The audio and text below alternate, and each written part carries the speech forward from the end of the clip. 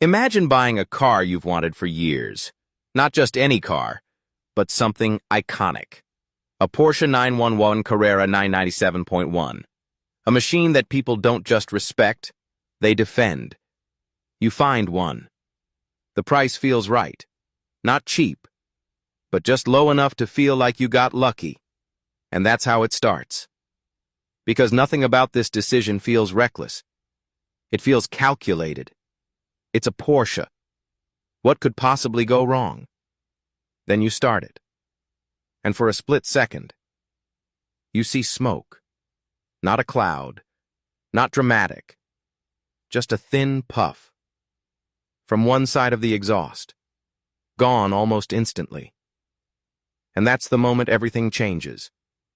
Because someone will tell you, that's normal. But it's not. On some of these engines, that exact moment is the beginning of a failure that will cost more than the car itself. And the worst part? It's not random, it's not rare, and it's definitely not new. It's built into the design. It usually doesn't feel like a big decision. You're scrolling through listings, late at night, half paying attention. Then you see it. The car. The photos are clean. The lighting is good. The color is right. Mileage? Not bad. Price? Better than expected. Not suspicious. Just enough to feel like an opportunity. You click. The description says everything you want. Runs great. No issues. Just drove it recently. Nothing alarming. Nothing that makes you hesitate. So you reach out. The seller responds quickly, confident, casual. Everything feels easy. And that's the first warning sign. Because when buying something like this, it shouldn't feel easy. But you ignore that. Because you're already doing the math. If I don't buy this, someone else will. If there's a small issue, I can fix it. I'm getting a deal. And right there, the decision is made. Not when you send the money, not when you sign the paperwork, but when you convince yourself there's no real risk. The car arrives, or you go pick it up. You walk around it, slowly. The paint isn't perfect. There are scratches, clear coat fading in places, but nothing major. The wheels are worn, the tires are aging, still acceptable. You open the door. The interior feels used, but not abused. You sit down, take a breath. This is it. You put the key in, turn it, and for a moment, everything feels exactly how you imagined. Until that moment passes. It's subtle. That's why it works. A small puff of smoke, one side of the exhaust, gone in seconds. If you weren't looking for it, you'd miss it. But once you see it, you can't unsee it. And now there's a question in your head. What was that? You ask the seller. They dismiss it. Cold start. Condensation. Totally normal. And you want to believe that. Because everything else feels fine. The car drives well. The engine pulls clean. No warning lights. Nothing is telling you to stop. So you don't. You ignore it. And that decision is where the real cost begins. Because on this engine, that exact symptom has a meaning. Not a guess, not a possibility, a pattern. The problem is called bore scoring, and it's not a random failure. It's the result of how this engine is designed. The 911 uses a flat 6 engine. Instead of cylinders standing upright, they lie sideways. This gives the car a lower center of gravity. Better balance. A unique driving feel. But it also changes how oil behaves inside the engine. In a traditional engine, oil settles and distributes evenly. Gravity helps. In this engine, gravity doesn't work the same way. Some areas of the cylinder walls receive less lubrication, and over time, that becomes critical. Inside each cylinder is a protective coating. Nikasil. It's designed to reduce friction and prevent wear. but it relies on consistent lubrication. When that lubrication isn't perfect, the coating starts to degrade. At first, it's microscopic, invisible. Then it grows, scratches, grooves, damage along the cylinder walls.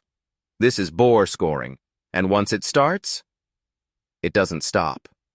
Because now the system is working against itself. More friction creates more heat. More heat accelerates wear. More wear reduces lubrication.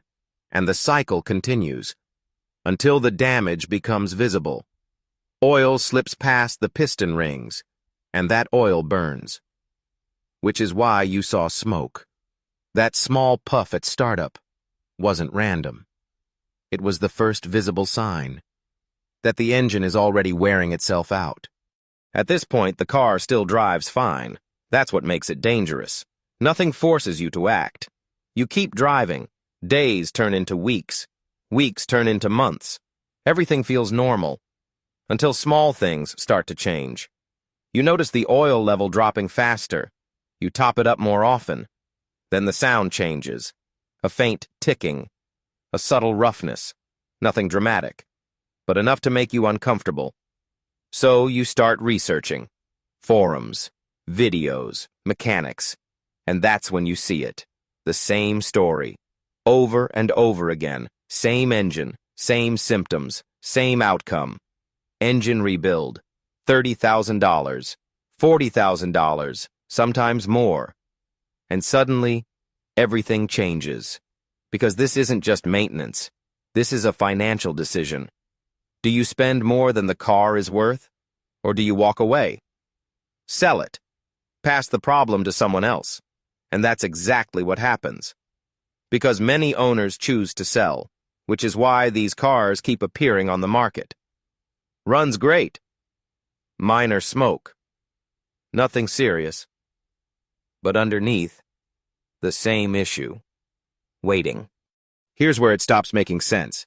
Because for the same money, you could buy something like a Nissan GT-R R35, faster, more powerful, more predictable, or a Mercedes AMG GTS, better balance, more modern engineering, even a Bentley Continental GT, luxury and performance, without this kind of failure pattern. And yet, people still choose the 911, not because it's the best, but because it's the 911. It represents something deeper, history, identity, legacy, and that emotional connection overrides logic. Conclusion. So what is this car, really? It's both things at once. A masterpiece of engineering, and a machine with a built-in weakness. The Porsche 911 is a car that has spent decades refining a concept that was never perfect. Instead of eliminating its flaws, it adapted to them, worked around them, improved them, but never fully removed them. And in the 997.1, those limitations became visible. Not immediately, not dramatically, but slowly, quietly, expensively. Because the most dangerous failures aren't the ones that happen instantly. They're the ones that give you time.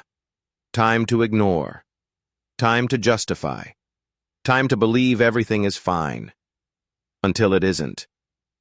And by the time you realize what's happening, it's already too late. Not if it fails, when,